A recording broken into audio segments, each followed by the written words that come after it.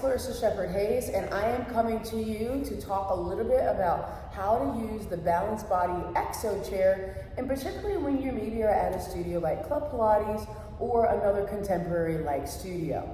Let's go. So let's just talk quickly about the anatomy.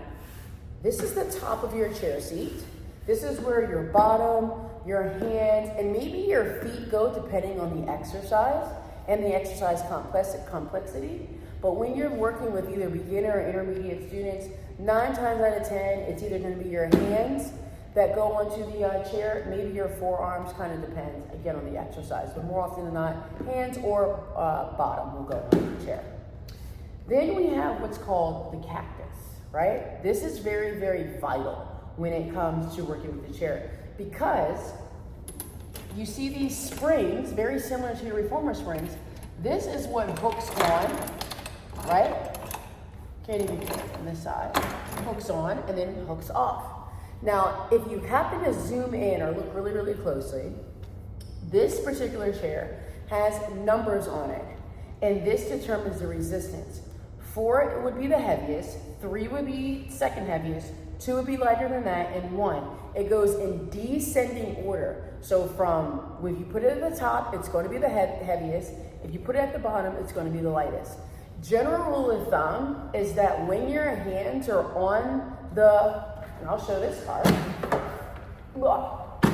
When your hands are on the pedal, okay, hands on the pedal, you're typically going to be set at a lower setting. So think maybe like a 2, maybe a 1, potentially a 3. Very rarely will you ever be at a 4, if ever. When your feet are on the pedal, that's when you have on heavier springs. You're probably looking at your 3s and 4s. Now you're wondering, okay, why do I have 2 springs on here?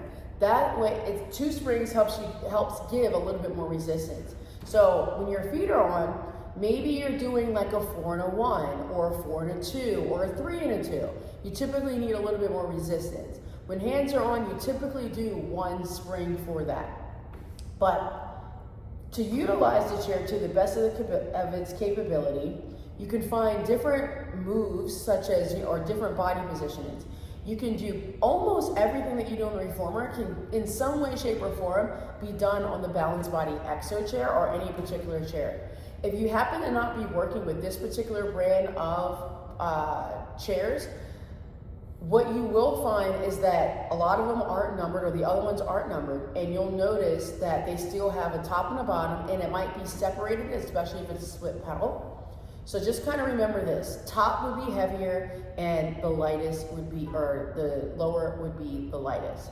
So hope that you enjoyed that quick teaching tip, and I'll be back for more next time. Take care, guys. Bye.